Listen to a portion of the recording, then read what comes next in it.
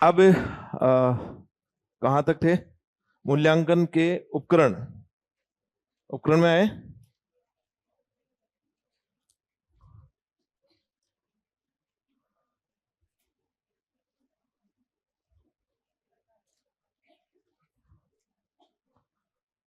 मूल्यांकन के उपकरण, टूल्स एंड टेक्निक्स, उपकरण व साधन।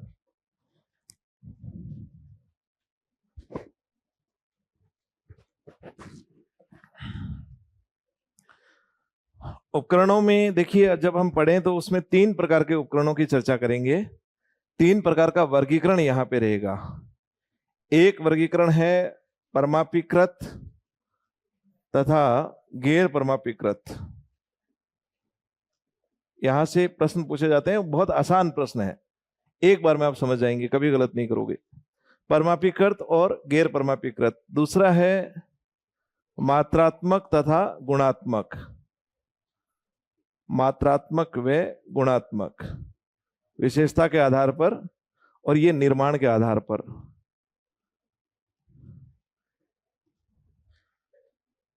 गुणों के आधार पर। और तीसरा प्रकार का वर्गीकरण है कौन से पक्ष का कर रहे हैं, तो कौन कौन सा होगा? ज्ञानात्मक, भावात्मक और मनोक्रियात्मक या क्रियात्मक। ये 3 प्रकार के वर्गीकरण हम पढ़ेंगे। आपसे प्रश्न जो पूछा जाता है वो जनरली यहां से 2 ही प्रकार के प्रश्न पूछे जाते हैं। या तो परमापीकृत में एक थ्योरेटिकल क्वेश्चंस पूछा जा सकता है, बाकी सभी में एग्जाम्पल्स देके प्रश्न पूछेंगे। निम्नलिखित में से कौन सा परीक्षण मात्रात्मक है और कौन सा गुणात्मक है। एग्जाम्पल्स को आप उस लिस्ट को याद नहीं कर सकते, रटना तो है ही नहीं, उसको समझना है कि वो क्यों है। सबसे पहला है परमापीकृत तथा गैर परमापीकृत। देखिए, परमापीकृत में क्या होता है, स्टैंडर्ड सेट होते हैं। इस प्रकार का मूल्यांकन का जब निर्माण करेंगे वो वैज्ञानिक विधि के द्वारा किए जाते हैं। वैज्ञानिक विधि का मतलब समझते हैं आप? साइंस के स्टूडेंट हैं, क्या मतलब है? आपस में खुसर खुसर नहीं। वैज्ञानिक विधि का मतलब क्या है? साइंटिफिक प्रोसेस क्या होती है? एक आदमी बताएगा, ऐसे समझ नहीं आएगा। हाँ बताओ, क्या होता है? क्रमबद्धता। और कोई? किसी भी चीज का निर्माण विज्ञान के अंदर वैज्ञानिक विधि के द्वारा किया जाता है। विज्ञान में देखो, एक चीज बताता हूं मैं आपको। विज्ञान के 2 पक्ष हैं, सभी को पता रहना चाहिए ये। एक विज्ञान का स्थिर पक्ष होता है, एक विज्ञान का गतिशील पक्ष होता है। विज्ञान का ज्ञान कभी स्थायी नहीं होता है। ये चीज आपको ऐसी लग सकती है कि ऐसा कैसा सर, हमने तो हमेशा यही देखा है। विज्ञान का ज्ञान कभी स्थायी नहीं होता है। इसीलिए विज्ञान में हमेशा व्यक्ति सत्य की खोज में रहता है और हर चीज के ऊपर संशय करता है। यानी कि विज्ञान में संशय किया जाता है। हम उसके ऊपर करते हैं, ये ऐसा जरूरी थोड़ी, ये ऐसा ही हो सकता है ऐसा ही हो। जैसे आज से पहले, ये पहले बहुत पहले ये होता था कि पृथ्वी केंद्र में है और बाकी सभी ग्रह उसके चारों तरफ चक्कर लगाते हैं, यह अवधारणा थी। और इस अवधारणा पर संशय किया गया और फिर नई अवधारणा आई कि सूर्य केंद्र में है और उसके चारों तरफ चक्कर लगाते हैं। थॉमसन का एक मॉडल आया था, उसने कहा कि एक तरबूज में जो बीज हैं वो इलेक्ट्रॉन्स है और पूरा धनावेश उस गिरी की तरह बिखरा हुआ है। क्या ये चीज जब तक थॉमसन ने लाया तब तक तो वो स्थिर थी, लेकिन फिर एक नया व्यक्ति आया, उसने उसके ऊपर संशय किया और उसको चेंज किया, बोला ऐसा नहीं है, ये ऐसा है। केंद्र के अंदर पूरा धनावेश है और उसके चारों तरफ इलेक्ट्रॉन चक्कर लगाते हैं। तो विज्ञान का ज्ञान कोई सा भी हो, ज्ञान आता है हमारी मस्तिष्क की परिकल्पनाओं से और इस वजह से उसके ऊपर हमेशा संशय किया जाता है। इसलिए विज्ञान हमेशा सत्य की खोज में रहती है और उसके द्वारा दिया गया जो स्थिर ज्ञान है उसमें कभी भी परिवर्तन किया जा सकता है। और परिवर्तन करने के लिए हम जो प्रोसेस काम में लेते हैं वो क्या है? वैज्ञानिक विधि, साइंटिफिक मेथड से उसमें परिवर्तन किया जाता है। इसलिए विज्ञान को उत्पाद तथा प्रक्रिया दोनों बताया जाता है। यदि आपने नियम दे दिया तब तो वो उत्पाद है, और आपने साइंटिफिक प्रोसेस को काम में लेते हुए फिर कोई नया नियम दे रहे हो तो वो जो प्रोसेस है वो उसकी प्रक्रिया क्या होगी? वैज्ञानिक विधि। वैज्ञानिक विधि का सबसे बड़ा गुण यही होता है कि इसके अंदर जो भी परिकल्पना आप दोगे उसको हजारों प्रयोगों के माध्यम से सिद्ध करना होगा। यही तो है ना, तभी उस ज्ञान को वैज्ञानिक ज्ञान कहा जाता है। प्रयोगों की श्रृंखलाओं से हमें उस बात को सिद्ध कर, जैसे मेंडल ने अपना नियम दिया था प्रभाविकता का, 3:1 का जो नियम दिया था उसके लिए उसने हजारों प्रयोग करके और सभी में 3:1 निकाल के दिखाया था, तब सबने माना कि हाँ ये बात सही है।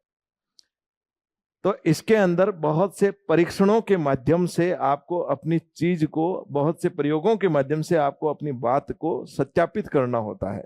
ये साइंटिफिक प्रोसेस की सबसे बड़ी बात होती है। परमापिकत परीक्षण में जो परीक्षण का निर्माण किया जाता है वो वैज्ञानिकों के द्वारा, जैसे रोरसा-शाही धाबा परीक्षण है व्यक्तित्व का, है ना। रोरसा-शाही धाबा परीक्षण को बनाने के बाद में उसका प्रयोग किया जाता है बहुत से लोगों पर, और प्रयोगों के बाद में उसका जो परिणाम आता है उसके अंदर जब समानता आती है उसके आधार पर फिर हम कहते हैं कि अब ये ओके है, ये परमापिकृत है। तो वैज्ञानिक विधि के बाद बनाने से इसमें सबसे बड़ा गुण पाया जाता है वो किसका है? वैधता का। और इसमें जबरदस्त विश्वसनीयता पाई जाती है, क्योंकि रोरसा-शाही धाबा परीक्षण जो है वो कहीं पर भी किसी भी जगह ले जाके करोगे तो हर एक परिस्थितियों में उसके जो परिणाम है वो क्या रहेंगे? समान रहेंगे। इसलिए इसमें क्या पाई जाती है? विश्वसनीयता। विश्वसनीयता इसलिए पाई जाती है क्योंकि किसके द्वारा बनाया गया है?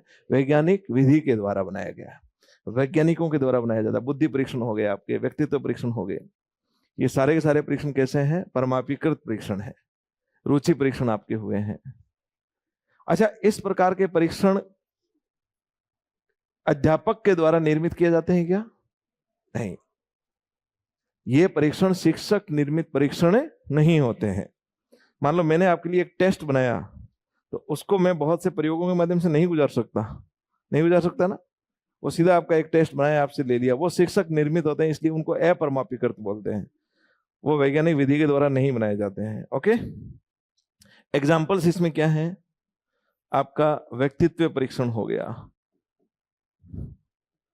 रुचि परीक्षण हो गया, एप्टीट्यूड टेस्ट हो गया, अभिरुचि परीक्षण हो गया, समायोजन परीक्षण हो गया। एक आपका इसमें आता है एक उपलब्धि परीक्षण। देखिए, उपलब्धि परीक्षण क्यों लेते हैं काम में बताता हूं मैं आपको। उपलब्धि परीक्षण जो अभी अभी हमने पढ़ा था पहले, वो 2 प्रकार के होते हैं। यदि उपलब्धि परीक्षण को वैज्ञानिक दृष्टिकोण से या वैज्ञानिक विधि के द्वारा बनाया जा रहा है, जिसको बहुत से परीक्षणों से गुजार के बनाया जाता है, तब तो वो क्या होगा? परमापिकृत। और यदि शिक्षक के द्वारा उपलब्धि परीक्षण बनाया जा रहा है तो क्या होगा? गैर परमापिकृत। यदि वैज्ञानिक विधि से बनाया जा रहा है तो उसकी मूल्यांकन प्रक्रिया में किसी भी प्रकार से व्यक्तिनिष्ठता नहीं होनी चाहिए, इसलिए उपलब्धि परीक्षण जो परमापिकृत तरीके से बनाया जाता है उसमें प्रश्न हमेशा कैसे होंगे? वस्तुनिष्ठ। समझ गए? तो ये कुछ विभिन्न प्रकार के परीक्षण हैं जो किस प्रकार के होते हैं? परमापिक। अब देखिए, साक्षात्कार आपका लिया जाता है, तो साक्षात्कार सामने बिठा के, जैसे मान लो मैं लूंगा, मैं अपने हिसाब से कुछ भी पूछ सकता हूं, तो वो कैसा हो गया? शिक्षक निर्मित हो गया। इसका मतलब परमापिकृत नहीं है। रेटिंग स्केल, कोई भी रेटिंग देता है, कोई भी व्यक्ति के ऊपर डिपेंड है, इसका मतलब परमापिकृत नहीं है। इनके अलावा जितने भी बाकी हैं, चाहे साक्षात्कार हो, चाहे पोर्टफोलियो हो, चाहे एनेक्डोटल हो, चाहे आपका संचयी अभिलेख हो, बाकी के जितने भी दूसरे हैं वो सारे के सारे कैसे होंगे? गैर परमापिकृत। जिसमें शिक्षकों की भूमिका सीधी रहेगी, वैज्ञानिकों के द्वारा नहीं बनाए जाएंगे, वो कैसे होंगे? गैर परमापिकृत। क्लियर सभी के? परमापिकृत और गैर परमापिकृत। गैर परमापिकृत जस्ट इसका उल्टा हो जाएगा।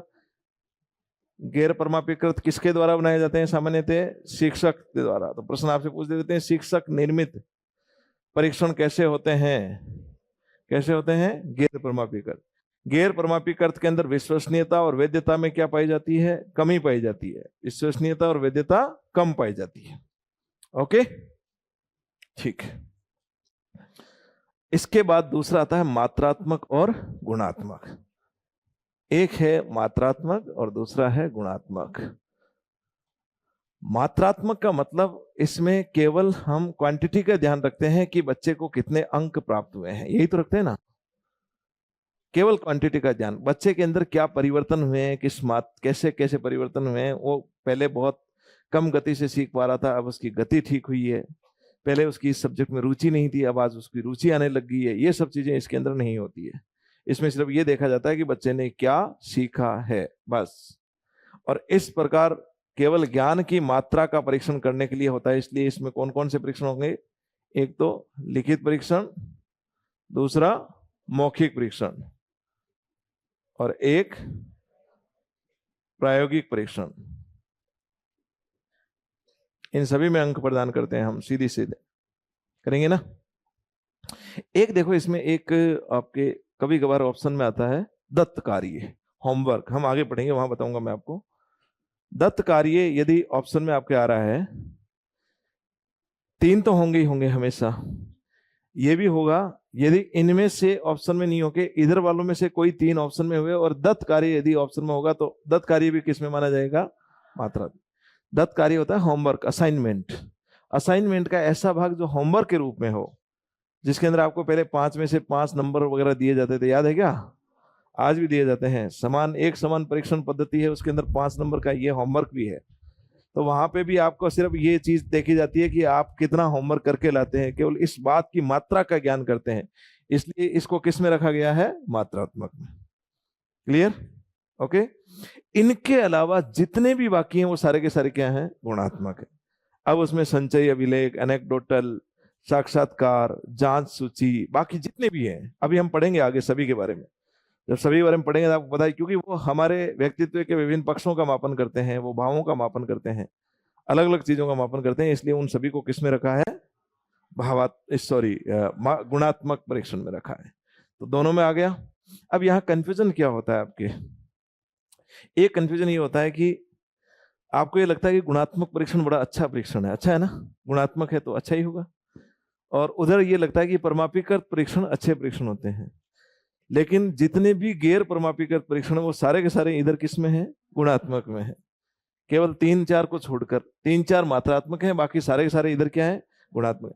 परमापिकृत वाले भी सारे के सारे इसमें किधर किधर है, गुणात्मक। तो ये आप कंफ्यूज मत हो जाना, दोनों चीजें अलग अलग है। वहां पे परमापिकृत का मतलब वैज्ञानिक तरीके से बनाया गया, इसलिए वो परमापिकृत है। बनाने के दृष्टिकोण से देख रहा है वो, गुणों के दृष्टिकोण से नहीं बात कर रहा है वो। बनाते समय वैज्ञानिक विधि का काम में लिया, इसलिए वो परमापिकृत है। और यदि शिक्षक बना रहा है तो गैर परमापिकृत। यहाँ पे वो गुण उसके अच्छे हैं इसलिए गुणात्मक है, यानी कि वो केवल क्वांटिटी पे ध्यान नहीं दे रहा है, वो बच्चे के विभिन्न पक्षों पर ध्यान दे रहा है, इसलिए क्या है, गुणात्मक है। तो आपको याद केवल ये 5 करना है, 4 करना है, इनके अलावा जितने भी बाकी आपके एग्जाम में आएंगे वो सारे गुणात्मक होंगे। प्रश्न यही पूछते हैं, ऑप्शन देते हैं, लिखित परीक्षा, मौखिक परीक्षा, प्रायोगिक परीक्षा और संचयी अभिलेख। गुणात्मक कौन सा है, आंसर हो जाएगा संचयी अभिलेख। या ये पूछते हैं कौन सा गुणात्मक नहीं है, 3 इधर से देंगे, एक दत्त कार्य आपके ऑप्शन में देंगे, तो फिर आंसर क्या हो जाएगा, दत्त कार्य। ये 2 ही प्रकार के प्रश्न अब तक पूछे गए हैं। फिर है आपके व्यवहार के पक्षों के आधार पर, पहला कौन सा हुआ, ज्ञानात्मक पक्ष, दूसरा कौन सा हुआ, भावात्मक पक्ष, और तीसरा कौन सा हुआ, क्रियात्मक पक्ष। ज्ञानात्मक पक्ष के अंदर ज्ञान की मात्रा का पता करते हैं, यानी कि कौन सी परीक्षा हो गई, लिखित परीक्षा, कौन सी हो गई, मौखिक परीक्षा। अच्छा, इसमें साक्षात्कार के साथ वही बात है जो दत्त कार्य के साथ है। साक्षात्कार को ज्ञानात्मक में भी ले सकते हैं और उसके बाद में भावात्मक में भी जा सकता है। यदि व्यक्तित्व के पक्षों का ध्यान रखने के लिए केवल साक्षात्कार किया जाएगा तब तो किस में आ जाएगा, भावात्मक में। अदरवाइज साक्षात्कार हमेशा किस में रहेगा, ज्ञानात्मक में। ओके। यहाँ पे सामान्यतः जैसे असिस्टेंट प्रोफेसर है तो वो ज्ञान का प्रेजेंटेशन कैसे कर रहा है उस बात को जानने के लिए उसका ये साक्षात्कार लिया जाता है, इसलिए वो ज्ञानात्मक का भाग माना जाता है। वहां पे केवल ये नहीं देखेंगे कि बच्चे के अंदर कॉन्फिडेंस कितना है या ये कितना है, केवल उस आधार पर हम वो साक्षात्कार नहीं लेते। यही लेते हैं कि वो अपनी सब्जेक्ट को किस प्रकार से प्रेजेंट करता है, यानी कि जो सब्जेक्ट का ज्ञान है वो किस तरीके से, इसलिए उसको ज्ञानात्मक में रखा जाता है। यदि ऑप्शन में आए वस्तुनिष्ठ परीक्षा, निबंधात्मक परीक्षा, मौखिक परीक्षा और साक्षात्कार, निम्न में से कौन सा ज्ञानात्मक का हिस्सा नहीं है, तब आंसर क्या होगा, साक्षात्कार। इसको सबसे नीचे रखना है। ज्ञानात्मक में सबसे ऊपर कौन से हैं, लिखित और मौखिक। क्लियर? भावात्मक पक्ष के 5 परीक्षण हैं, वो वही है जो हमने भावात्मक पक्ष के 5 तत्व पढ़े थे, याद आ रहे हैं क्या? ज्ञानात्मक के 3 पढ़े थे, परिभाषा के तत्व। भावात्मक में कितने पढ़े थे, 5। एक कौन सा परीक्षण था वहां पे, रुचि परीक्षण, अभिवृत्ति परीक्षण, मूल्य परीक्षण, समायोजन परीक्षण, समाज मिति परीक्षण। ये सभी प्रकार के परीक्षण कौन से पक्ष से हो गए? भावात्मक से। बताने की जरूरत नहीं है ना, इनके बारे में खुल के बात कर रखी है हमने पहली कक्षा में या दूसरी कक्षा में। भावात्मक पक्ष के 5 तत्व होते हैं। बच्चे की रुचि क्या है, उसका एटीट्यूड क्या है, उसका एप्टीट्यूड क्या है, उसके अंदर वैल्यूज कैसे हैं, वो किसी भी परिस्थिति में खुद को समायोजित कर सकता है या नहीं कर सकता है। हो गया। क्रियात्मक पक्ष का एक जो परीक्षण हमारे यहाँ पर जो किया जाता है मूल रूप से वो कौन सा है? प्रायोगिक परीक्षण।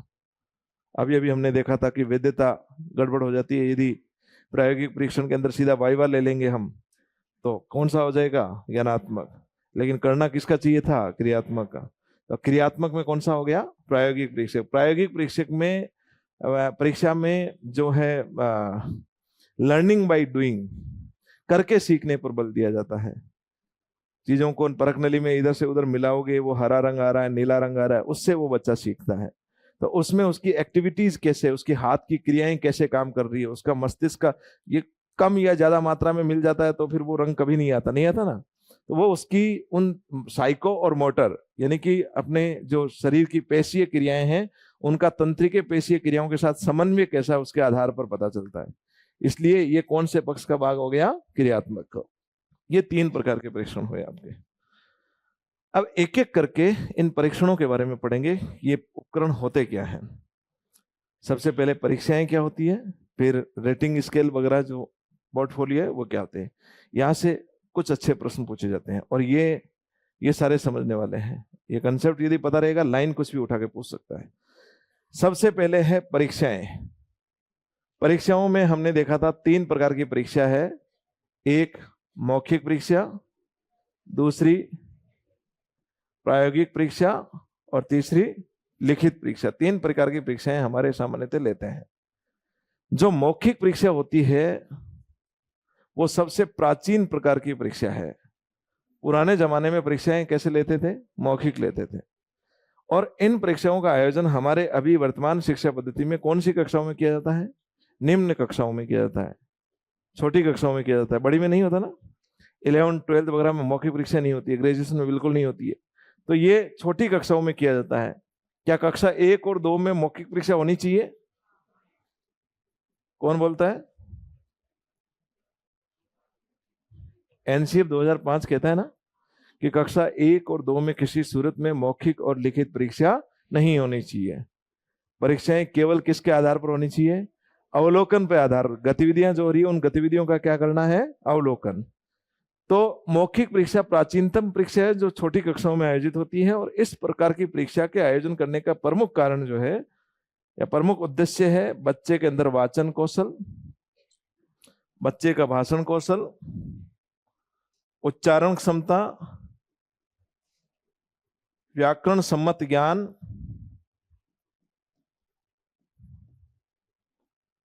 और अर्थ ग्रहण क्षमता को विकसित करना है।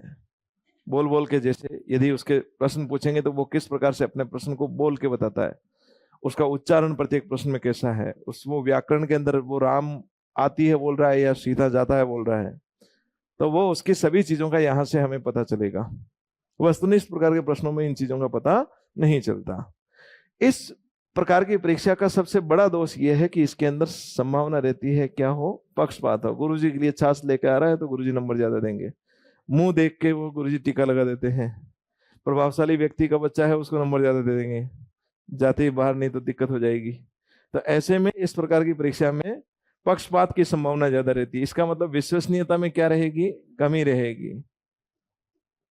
वैधता में भी क्या रहेगी? कमी रहेगी। ओके। प्रायोगिक परीक्षा अभी अभी हमने देखा है लर्निंग बाय डूइंग, करके सीखने पर बल देते हैं। इसलिए इस प्रकार की परीक्षा में कौन से पक्ष का? क्रियात्मक पक्ष का। किसके आधार पर करते हैं? अवलोकन के आधार पर। बच्चे की गतिविधियों का क्या किया जाता है? अवलोकन। विद्यार्थी की गतिविधियों का अवलोकन किया जाता है प्रायोगिक परीक्षा में। ओके। और अब पढ़ते हैं हम लिखित परीक्षा, जो सबसे महत्वपूर्ण है आपकी। यहां से बहुत से सिंपल से और बहुत ज्यादा मात्रा में प्रश्न पूछे जाते हैं।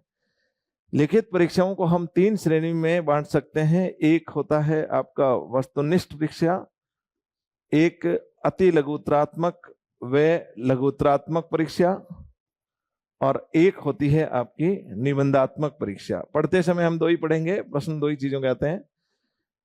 ये सारे गुण लगभग लगभग इसमें होंगे, लेकिन इसकी तुलना में कम होंगे।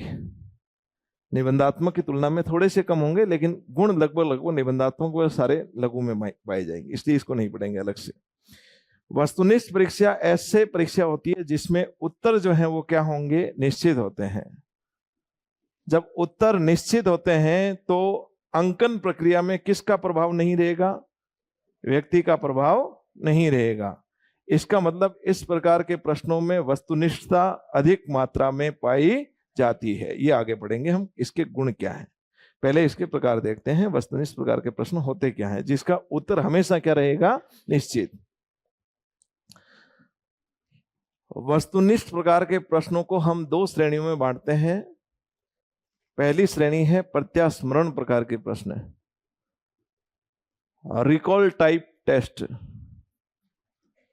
और दूसरा है प्रत्याभिज्ञान प्रकार के वस्तुनिष्ठ प्रश्न, रिकॉग्निशन टाइप टेस्ट, प्रत्याभिज्ञान। कुछ याद आ रहा है क्या? अच्छा ये बताओ, सारी चीजें जुड़ी हुई है कि नहीं एक दूसरे से? प्रत्याभिज्ञान का मतलब क्या है, रिकॉग्निशन, हिंदी में क्या बोलते हैं उसको, पहचान। याद आ रहा है? ये होते हैं पहचान प्रकार के प्रश्न, और ये होते हैं पुनः स्मरण प्रकार के प्रश्न, पुनः स्मरण प्रकार के प्रश्न। अब मैं आपसे एक प्रश्न पूछता हूं, करके बताना, देखें आप खुद बताएं। दाब का मात्रक क्या होगा? आपसे सिंपल से ये प्रश्न पूछा और कुछ नहीं है, एक शब्द में इसका उत्तर है, वो नहीं बताना है, पास्कल होगा। प्रश्न ये है कि ये किस प्रकार का प्रश्न है, प्रत्याभिज्ञान या प्रत्यास्मरण? किसका है? प्रत्यास्मरण प्रकार का प्रश्न है। क्यों है? क्योंकि पास्कल जो आपने बताया अभी, वो आपने अपने दिमाग में से रिकॉल किया है और रिकॉल करके मुझे बताया है। प्रश्न आपके सामने आता है कि निम्नलिखित में से, या ये प्रश्न पूछता हूं मैं कि सूर्य हमेशा पश्चिम में उदय होता है, सत्य या असत्य? असत्य है। लेकिन ये प्रश्न किस प्रकार का है? प्रत्याभिज्ञान। आपको एक सेंटेंस दिया हुआ है, उसी में से आपको पहचान करनी है कि वो सत्य है या असत्य। आपको दिमाग में से निकालना नहीं है आंसर, आंसर आपके सामने पड़ा मिलेगा। यदि आंसर आपके सामने है और उसमें से किसी एक आंसर को पहचान करनी है, तो वो आंसर्स कैसे, क्वेश्चंस कैसे होंगे? प्रत्याभिज्ञान। यदि आंसर आपको अपने दिमाग में से निकाल के बताना है तो क्या होगा? प्रत्यास्मरण। तो इसका मतलब इसके अंदर आपके सामने प्रश्न में आंसर नहीं होगा, और उधर वाले में आपके सामने प्रश्न में आंसर होगा। यही तो बात है ना, शब्दों का ही तो खेल है सारा। तो देखो प्रत्यास्मरण में क्या है, इसमें दो प्रकार के प्रश्न होते हैं। ये जो अभी मैंने बोला उसको बोलते हैं सामान्य प्रत्यास्मरण प्रकार का प्रश्न। दाब का मात्रक क्या है? एक लाइन या एक शब्द में जिसका, जैसे भारत स्वतंत्र कब हुआ, एक शब्द में आपको उत्तर देना है। उत्तर उसका निश्चित है, अलग अलग व्यक्ति की राय उसमें नहीं चलेगी, लेकिन एक ही शब्द में देना है। इसलिए ये कैसा हो गया? सामान्य प्रत्यास्मरण प्रकार का प्रश्न। निकालना दिमाग में से पड़ेगा। और दूसरा होता है रिक्त स्थान पूर्ति प्रकार का प्रश्न। रिक्त स्थान पूर्ति प्रकार का प्रश्न, दाब का मात्रक खाली स्थान होता है। तो ये खाली स्थान में जो मात्रक है वो दिमाग में से निकालोगे ना, सामने तो नहीं पड़ा है, इसलिए ये भी कैसा हो गया? प्रत्यास्मरण प्रकार के प्रश्न। क्लियर यहां तक? हाँ, अभी तो बता रहा हूं ना, आगे चल रहा है। पहले बड़ी वो चिंता हो जाती है आगे वाली। रील आगे आगे मत चलाया करो, इसके साथ साथ चलाया करो अपनी। आगे देखिए, दूसरी श्रेणी कौन सी है? प्रत्याभिज्ञान, यानी कि हमें पहचान करनी है। पहचान करनी है तो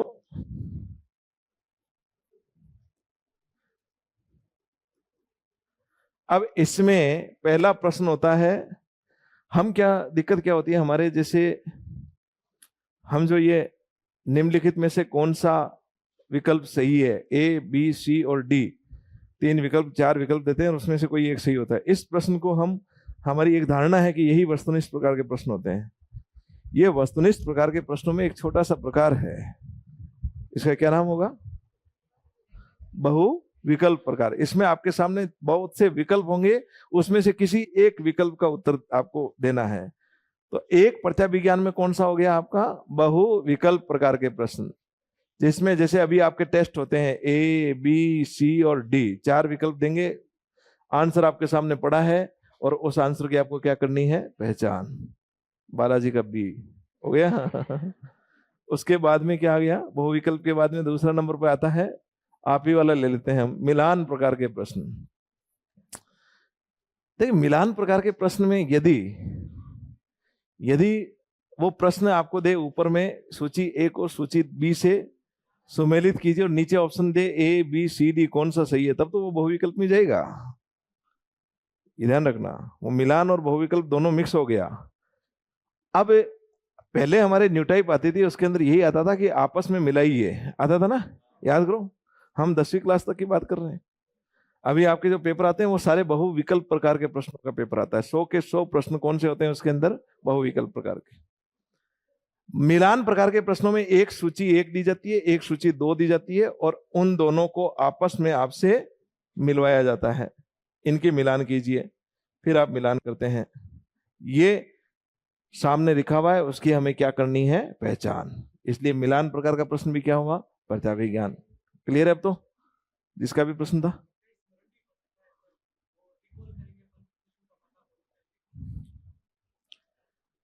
आप सिर्फ यही रखें इस चीज को, शब्द जो यहाँ ये बनाए गए हैं ये इसके लिए बनाए गए हैं, आप वहां मत जाएं। वो तो है तो सारा का सारा ज्ञान का प्रत्यास्मरण, आप उस ज्ञान के प्रत्यास्मरण में मत जाओ। ये सभी प्रश्नों में हमें ज्ञान का प्रत्यास्मरण तो करना पड़ेगा, लेकिन अभी प्रश्नों के प्रकार में एक प्रत्यास्मरण आता है, एक प्रत्याभिज्ञान आता है। यदि प्रश्न आपके उत्तर सामने नहीं लिखा हुआ है, सभी में तो पहचान करना तो सभी में रिकॉल पड़ेगा भाई, लेकिन हमें पहचान करनी है सामने पड़े हुए उनमें से कि ये किसके साथ है, ये किसके साथ है, ये किसके साथ है, ये तो पहचान ही करनी है ना, उत्तर तो पड़ा है सामने। इसलिए ये क्या होगा, प्रत्याभिज्ञान। समझ गए, उत्तर आपके सामने पड़ा है, आपको अपने दिमाग में से निकाल कर उत्तर लिखना नहीं है वहां पर। यदि दिमाग में से निकाल कर लिखना हुआ तब प्रत्यास्मरण होगा, लिखना नहीं है तो प्रत्याभिज्ञान। अच्छा, पहचान में एक चीज और आएगी, वर्गीकरण प्रकार के प्रश्न पढ़ेंगे, उसमें तो थोड़ा सा दिमाग में से निकाल, थोड़ी वो जो ये सादृश्य अनुरूप, उसमें तो पहचान करके हल्का सा निकालना भी पड़ता है, आगे देखेंगे उसको। मिलान प्रकार के प्रश्न हो गए। मिलान के बाद में आता है एक सत्य असत्य प्रकार के प्रश्न। इसका एक दूसरा नाम और है, क्या नाम है, एकांतर अनुक्रिया, एकांतर प्रत्युत्तर भी बोल देते हैं। अच्छा, एकांतर अनुक्रिया क्यों बोलते हैं, बताओ, देखिए कोई बताएगा, यानी कोई पूछूं? हाँ हाँ, ये जो गर्दन हिला रहे हैं वही बताएंगे, बताओ ऐसे क्या, कोशिश करो। अब क्या है, जब पूछने वाली चीज आ जाती है तो दिक्कत क्या होती है, वो इधर देखता ही नहीं है, वो इधर उधर देखता है कि बस नजर नहीं मिलनी चाहिए कुछ भी हो जाए चाहे। और कुछ बड़े शातिर होते हैं, वो नजर मिलाते हैं, यूं नजर मिलाते हैं, वो नहीं पूछेंगे हाँ हाँ, तो आपकी जो रेस्पॉन्स है, उत्तर देते समय आप अपने रेस्पॉन्स करेंगे ना, आपकी अनुक्रिया होगी। आपकी अनुक्रिया में हमेशा अंतर कितने का होगा, 1 का। या तो आपका उत्तर सही होगा या फिर गलत होगा।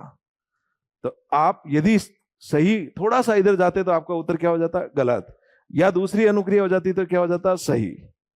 तो आपकी अनुक्रिया में अंतर कितने का है, 1 का। इसलिए बोलते हैं एकांतर अनुक्रिया प्रकार के प्रश्न, सत्य या असत्य। अनुक्रिया में सिर्फ 1 का अंतर है, यहां पे अनुक्रिया में 4 का अंतर आ जाएगा, बाकी सब में ये नहीं मिलेगा आपको। यहां पे अनुक्रिया में सिर्फ 1 का अंतर है। क्लियर? इसके बाद में एक आपके आता है वर्गीकरण प्रकार का प्रश्न। वर्गीकरण में समानता के आधार पर कुछ चीजें दी होती है और एक चीज उसमें से भिन्न होती है। जैसे मैं आपको दूं यहां पे अजमेर, पटना और जयपुर और गांधीनगर, क्या होगा अलग, अजमेर। क्यों है, आपने पहचान कर ली कि बाकी 3 क्या है, राजधानी। अजमेर क्या नहीं है, राजधानी नहीं है। वर्गीकरण आधार, समानता के आधार पर 3 चीजों को वर्गीकृत करके अलग कर दिया, पहचान करके। क्लियर? और अंतिम भाग होता है एक होता है सादृश्य अनुरूप प्रकार के प्रश्न, एनालॉगी बोलते हैं इसको, हिंदी में बहुत से नाम आ सकते हैं। सादृश्य अनुरूप प्रकार के प्रश्न यानी कि आपको ऐसा लगेगा कि इन दोनों के बीच में जो संबंध है वही संबंध उन दोनों के बीच में होना चाहिए, एक जैसा अनुभव महसूस करने वाले प्रश्न। जैसे प्रश्न आता है कि मछली अनुपात गिल समानुपात मनुष्य अनुपात क्या होगा, फेफड़े, तुरंत आ जाएगा, आपके पहचान कर लोगे। मनुष्य के विभिन्न पार्ट्स में से, क्योंकि मछली का जो संबंध गिल के साथ है वही संबंध मनुष्य का फेफड़ों के साथ है। तो सादृश्य, एक जैसा अनुभव करने वाले प्रश्न, सादृश्य अनुरूप प्रकार के प्रश्न, एक जैसे दिखने वाले प्रश्न। क्लियर? ये 5 प्रकार के प्रश्न होते हैं। क्या होते हैं? प्रत्याविज्ञान। अब मैं आपसे 2 प्रश्न पूछता हूं। प्रश्न नंबर 1, निम्नलिखित में से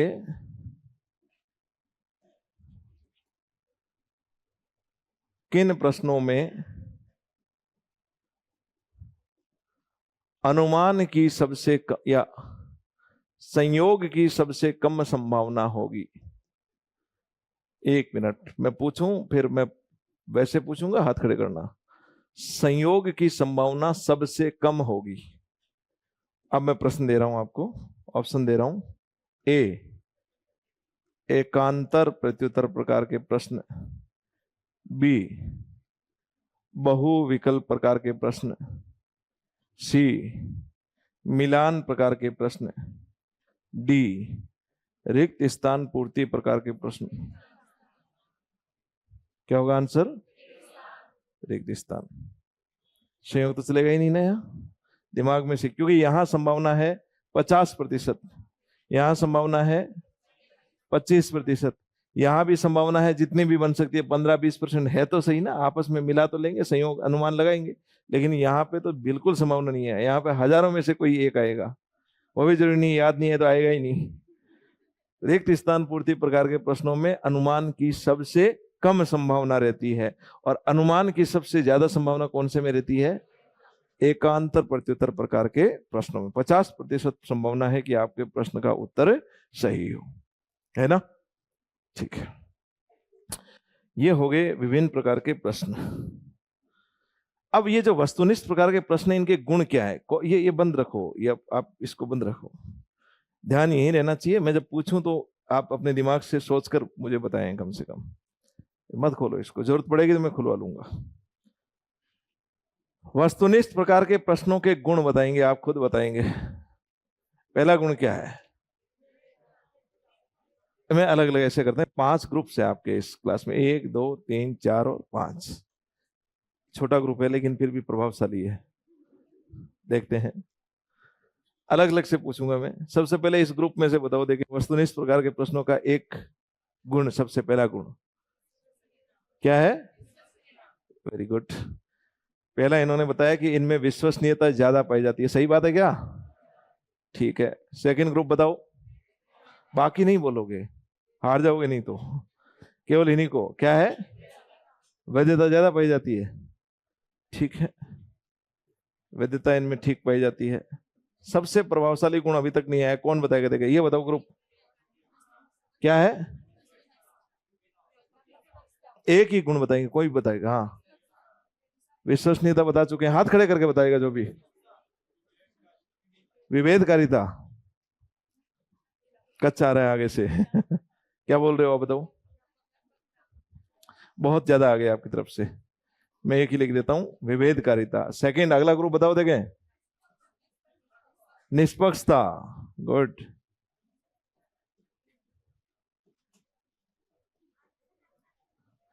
लास्ट ग्रुप बताओ, व्यापकता। अब ये सोच रहे हैं हमारे तो कुछ बचा ही नहीं फिर भी देखो इन्होंने बताया व्यापकता। अरे इसका मतलब ये सारे के सारे गुण इसके अंदर हैं, जो हमने तकनीकी के गुण देखे थे वो सारे पाए गए। देखिए, इसका सबसे बड़ा गुण ये होता है कि इसके अंदर निष्पक्षता होती है। निष्पक्षता होने का मतलब टेक्निकली तो कोई नहीं बोल पाए उसको। इसके अंदर क्या पाई जाती है? अरे शब्द में ही लिखा हुआ है, क्या पाई जाती है? वस्तुनिष्ठता। ऑब्जेक्टिविटी सबसे ज्यादा होगी, व्यक्ति का प्रभाव नहीं रहेगा। अच्छा, वस्तुनिष्ठता कितने प्रतिशत होती है? प्रश्न पूछा गया है। एक वस्तुनिष्ठ प्रकार के प्रश्नों में कितने प्रतिशत तक वस्तुनिष्ठता होती है? 100%। कितनी होगी? पक्का? व्यक्ति का प्रभाव 0। तो 100% वस्तुनिष्ठता होने के कारण ही इनको नाम क्या दे दिया गया है? वस्तुनिष्ठ प्रकार के प्रश्न। ठीक है, पहला गुण। दूसरा गुण है, जब वस्तुनिष्ठता इतनी जबरदस्त होगी और इसमें प्रश्नों की संख्या ज्यादा होगी, 150 के करीब प्रश्न होते हैं, 150 प्रश्न होने की वजह से पूरे पाठ्यक्रम को ये कवर कर सकता है, पूरे पाठ्य वस्तु को कवर कर सकता है। इसका मतलब कौन सा गुण होगा? व्यापकता का मतलब नमूने की पर्याप्तता होगी कि नहीं होगी? होगी। नमूने की पर्याप्तता होगी, वस्तुनिष्ठता होगी, तो कौन सा गुण होगा? विश्वसनीयता। इस प्रकार के प्रश्न पत्र में जितने भी प्रकार के उद्देश्य हैं, सभी उद्देश्यों के प्रश्न पूछे जा सकते हैं। इसका मतलब कौन सा होगा? वैधता। सरल, औसत, जटिल सभी प्रकार के प्रश्न पूछे जा सकते हैं।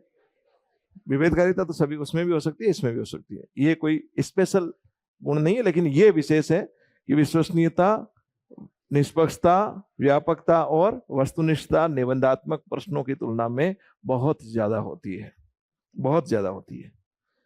बाकी वैधता वहां भी पाई जा सकती है, विभेदकारिता वहां भी पाई जा सकती है, लेकिन ये 4 तत्व ऐसे हैं वो जबरदस्त तरीके से सबसे ज्यादा मात्रा में इसमें पाए जाते हैं। ओके, ठीक है। और कोई गुण बताओ इसके अलावा? खोलना मत भाई, वो तो नहीं खोल रहे ना जिताने के लिए। हाँ, अब की बार इधर से बताओ, देखें इसके अलावा कोई और गुण आपको। वो रुको रुको रुको, इस ग्रुप में है समय बच जाता है। समय किस में बच जाता है? पेपर बनाने में समय बचता है, अंकन प्रक्रिया में। गुड। आपका कहना है कि अंकन प्रक्रिया इसकी सरल है, मूल्यांकन की प्रोसेस क्या है इसकी? सरल है। इसका मतलब इसका प्रशासन करना क्या है? सरल है। आराम से बच्चों को बिठाया, एक पेज दिया, एक होमवर्क दी, फटाफट लिया, हाथों हाथ होमवर्क कलेक्ट की, धागे वागे देने की जरूरत नहीं पड़ती इसमें बीच में। उसमें बीच में सर एक धागा दो, हर 5 मिनट के अंदर कुछ सेकंड तक काम यही होता है कि मुझे अपने बस पड़ोसी को डिप्रेशन में लाना और सर को परेशान करना है। भरे चाहे कुछ भी नहीं। और सबसे पहले हाशिया बनाता है, इधर से 1/3 और इधर से 1/3, कॉपी 1/3 बचती है उसकी। तो इसमें ऐसा कुछ नहीं है, इसलिए इसकी प्रशासन की प्रक्रिया और अंकन की प्रक्रिया सरल है। और कोई? मितव्ययी भी हो गया, ये मितव्ययी हो गया। ठीक है, चलिए अब बताओ इसके दोष क्या होंगे? बताओ देखें, सबसे बड़ा दोष कौन बताएगा? हाँ, व्यक्तिनिष्ठता। एक एक करके जैसे मैं पूछूं वैसे कचरा हो जाएगा। आप बताओ देखें। Very good, great. विचारों की अभिव्यक्ति इसके द्वारा हम पता नहीं चलती, विचारों की अभिव्यक्ति का पता नहीं चलता। इसका मतलब बच्चे के मूल विचार क्या है, उसकी मौलिकता क्या है, उसके बारे में पता नहीं चलता। नहीं चलता। बच्चा कुछ अपनी तरफ से क्रिएटिव कोई बनाना चाहता है, अंदर अच्छा सा डायग्राम बना के कुछ अलग से करना चाहता है, वो यहाँ पे कर पाएगा क्या? नहीं करेगा, तो भी अपने घर लेके आएगा, वो दिखा नहीं पाएगा किसी को। तो यहाँ पे रचनात्मकता जो है वो नहीं आती। तीनों चीजें इस प्रकार के परीक्षण में नदारद रहती है। और कोई इस अब की बार उस ग्रुप की बारी है, बताओ। बाकी चुप। और कोई बड़ा ऐसा भाग जो आप बताना चाहते हैं? हाँ, वेरी गुड। अनुमान की संभावना ज्यादा है, संयोग की संभावना ज्यादा है। इसका मतलब इस प्रकार के परीक्षण में क्या पाया जा सकता है? संयोग। इसकी बारी आ गई, अब आप बताओ। भाषा, हाँ, भाषा शैली के बारे में हमें पता नहीं चलता। देखो सारा सब कुछ आप ही बता रहे हैं। सबसे उधर वाले अंतिम है, अब आप बता। आपके पास बचता कुछ नहीं है। एक इसका जो सबसे बड़ा दोष है वो ये है, वो तो प्रशासन की गलती मानी जाएगी। इसका सबसे बड़ा दोष एक ये है कि इसमें हमें ये नहीं पता चलता कि बच्चे को व्याकरण सम्मत भाषा का पता है या नहीं, व्याकरण सम्मत ज्ञान है या नहीं, इस बात का पता नहीं चलता। वो राम को आती है कर रहा है या सीता को जाती है कर रहा है, पता नहीं चलता है। तो ये इसके गुण और दोष हो गए। यदि मैं आपसे पूछूं कि निम्नलिखित में से एक प्रश्न पूछता हूं, अच्छा निबंधात्मक प्रकार के प्रश्नों में इसके जो दोष होंगे वो उनके क्या हो जाएंगे? गुण। इसके जो गुण होंगे वो उसके क्या हो जाएंगे? दोष। इसका सबसे बड़ा दोष एक और है, वो ये है कि इसका निर्माण कार्य जो है वो बड़ा कठिन है। निर्माण कार्य कठिन है, एक प्रश्न को बनाने में बहुत समय लगता है। यदि निबंधात्मक प्रश्नों की बात करें, मैं खड़ा खड़ा पूरे मॉडर्न हिस्ट्री के 10 प्रश्न 15 मिनट में बना सकता हूँ। 1857 की क्रांति के परिणामों की विवेचना कीजिए, एक प्रश्न हो गया। भारत के सामाजिक धार्मिक सुधार आंदोलन में राजा राममोहन राय के योगदान पर टिप्पणी कीजिए, दूसरा हो गया। ऐसे करके मैं खड़ा खड़ा 10 प्रश्न तुरंत बना दूंगा। बनाना सरल है, 10 ही प्रश्न बनाने हैं और बड़े आराम से। इसमें एक प्रश्न बनाओ पहले, फिर उसके ऐसे 4 विकल्प बनाओ जिसमें बच्चे घूमते रहे इधर से उधर, उनमें आपस में उनमें कंफ्यूजन भी होना चाहिए, विकल्प भी ऐसे होने चाहिए। तो ऐसे में निर्माण कार्य इसका कठिन होगा, निबंधात्मक प्रश्नों का निर्माण कार्य सरल होगा। इनका प्रशासन और मूल्यांकन प्रक्रिया सरल होगी, निबंधात्मक का प्रशासन और मूल्यांकन प्रक्रिया जटिल होगी। क्लियर? प्रश्न पूछता हूं, एक प्रश्न बताओ। निम्नलिखित में से किन प्रश्नों में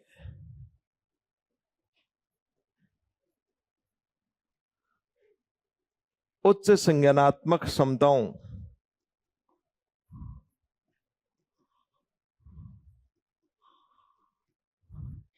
का मूल्यांकन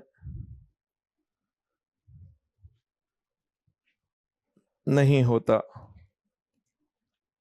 या कम होता है? ऑप्शन दे रहा हूं मैं। वस्तुनिष्ठ प्रकार के प्रश्न, लघु उत्तरात्मक प्रकार के प्रश्न, निबंधात्मक प्रकार के प्रश्न, अति लघु उत्तरात्मक प्रकार के प्रश्न। मैं इसके पीछे का लॉजिक पूछूंगा, ये ध्यान रखना। यदि कोई बताए तो मुझे बोलेगा आपस में कोई नहीं, उत्तर जिसको आ रहा है वो हाथ खड़ा करें और उत्तर बताने से साथ साथ अपना लॉजिक अपने साथ रखें, है ना? तभी तो है मजा। तुक्का तो हर कोई लगा देगा। बताओ देंगे कौन बताएगा? हाथ खड़े करना देंगे, कितने हाथ खड़े होते हैं? आपस में बातचीत नहीं, चुप एकदम। बताओ उत्तर कौन बताएगा इसका? एक और कोई? लॉजिक का नाम आते ही सब चुप। 2 बताओ।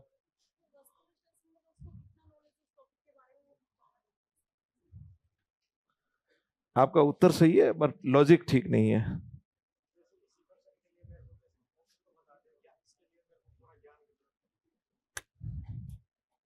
उच्च संज्ञानात्मक पढ़ाया हुआ है, सब कुछ पढ़ाया हुआ है आपका, सब कुछ आपके पास है, सिर्फ आपको पहचानना है कि है क्या चीज। उच्च संज्ञानात्मक क्षमताएं। हाँ, यहां से कोई एक बता रहे थे। हाँ, वेरी गुड, ग्रेट। ये हुई ना बात। यहां पे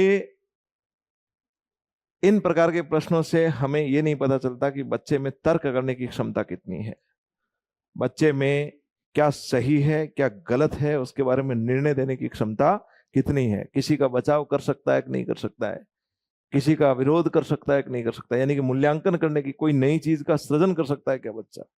संज्ञानात्मक पक्ष के कितने उद्देश्य थे? 6। निम्न संज्ञानात्मक कौन से होते हैं? ज्ञान, अवबोध, उसके बाद में आता है आपका अनुप्रयोग, विश्लेषण, संश्लेषण और मूल्यांकन। इनको बोला जाता है उच्च संज्ञानात्मक क्षमताएं, इसको बोला जाता है निम्न संज्ञानात्मक क्षमताएं, ये होती है मध्य संज्ञानात्मक क्षमताएं। तो ये जो उच्च संज्ञानात्मक क्षमताएं हैं इसका पता केवल किसके द्वारा चलता है? निबंधात्मक प्रकार के प्रश्नों के द्वारा। बच्चे में क्रिएटिविटी, रचनात्मकता, मौलिकता, यही तो है ना संश्लेषण में पढ़ा है, याद आ रहा है क्या? संश्लेषण में मौलिकता रचनात्मकता का पता चलता है, और मौलिकता रचनात्मकता का पता वस्तुनिष्ठ से चलेगा नहीं। क्लियर है? गुड। ऐसे यदि आप जवाब देना सीख जाओगे तो फिर कहीं नहीं अटकोगे, किसी भी फील्ड में, कोई भी उस मतलब कोई सा भी चाहे टॉपिक, कोई भी सब्जेक्ट हो, यदि आप खुद से इस प्रकार से चीजें बना बना के करना सीख गए तो फिर यदि मैंने बताया और रटी रटाई चीज जो मैंने बताई उसको जैसा का जैसा ले लिया, ऐसा सभी करते हैं। और सभी करने वालों में से सिलेक्शन देख लो कितनों का होता है। कुछ हमारे लिए अलग करना पड़ेगा। नेक्स्ट आपका आता है, ये प्रश्न आपके पूरे हो गए। अब एक एक करके कुछ उपकरण हैं उनको और देखते हैं। 3 उपकरणों को हम एक बार एक साथ पढ़ेंगे। एक आपका है पोर्टफोलियो, एक उपकरण आपका, ध्यान सामने सिर्फ किताबों की तरफ मत जाया करो, एक आपका है संचयी अभिलेख, और एक पढ़ेंगे हम एनेक्डोटल।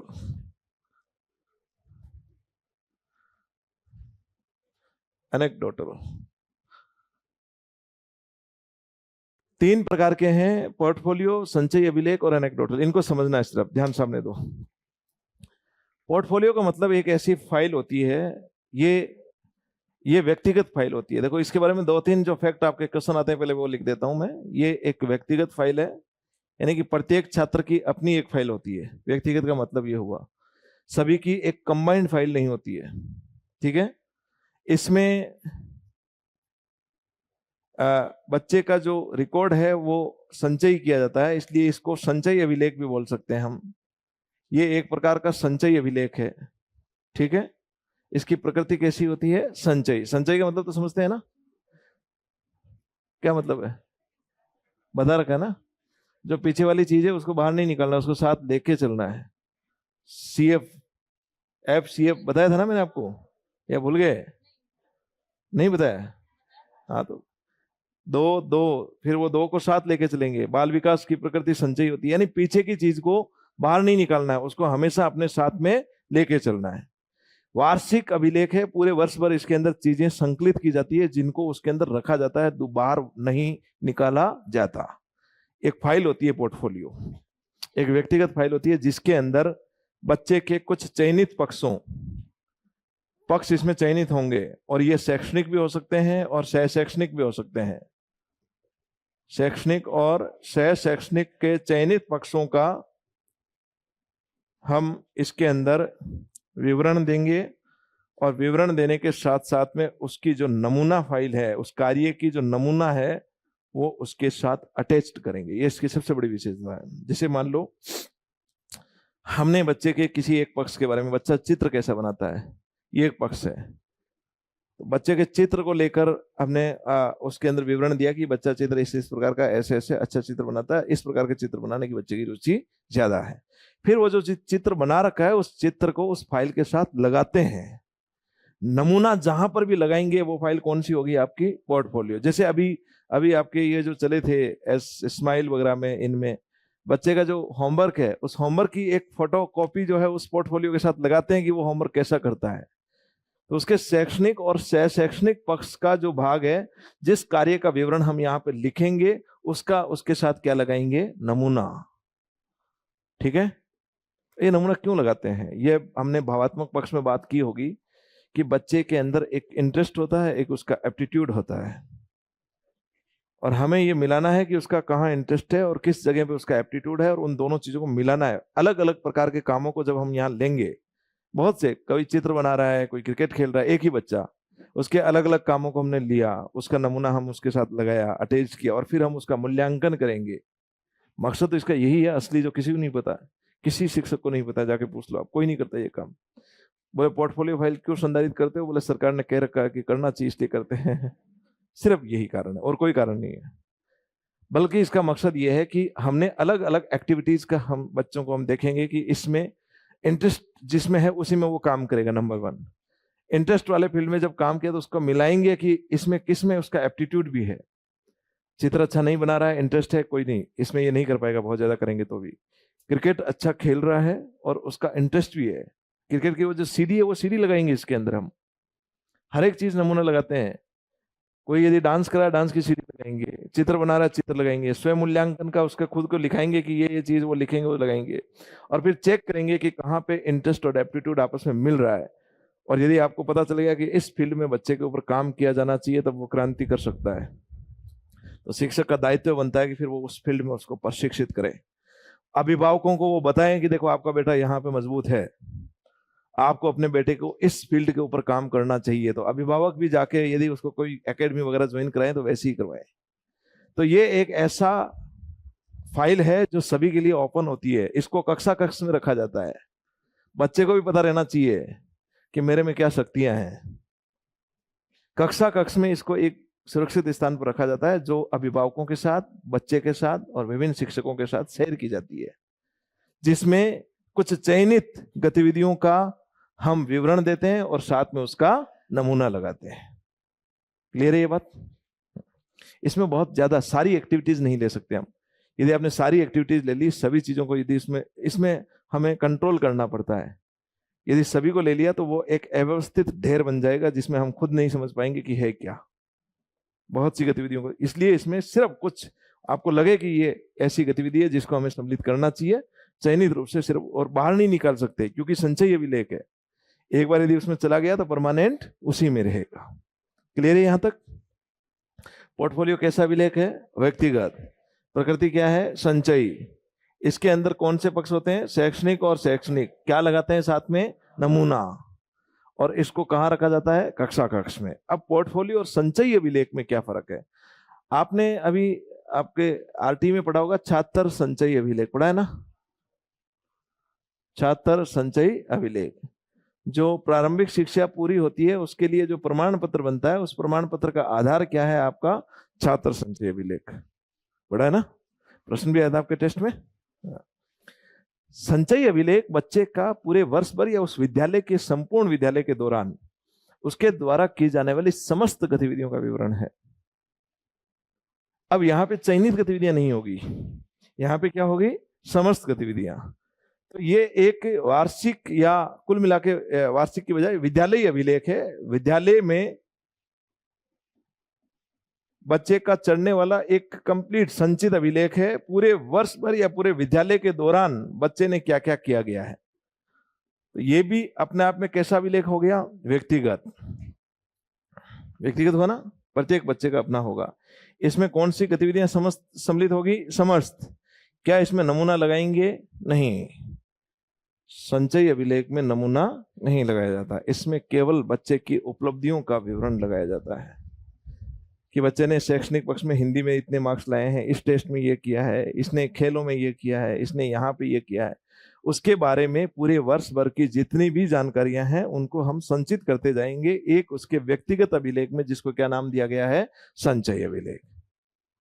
तो संचयी में और पोर्टफोलियो में फर्क क्या है? पोर्टफोलियो में क्या लगाया जाता है? नमूना। इसमें नमूना नहीं लगाया जाता। इसमें क्या किया जाता है? समस्त शैक्षणिक और सह शैक्षणिक गतिविधियों को सम्मिलित इसमें चयनित किया जाता है, क्योंकि समस्त को कर दिया और नमूना लगा दिया तो मामला बिगड़ जाएगा, ढेर बन जाएगा हमारे पास। क्लियर? दोनों के बीच का अर्थ समझ में आ गया? ठीक, अंतर आ गया। तीसरा होता है एनेक्डोटल।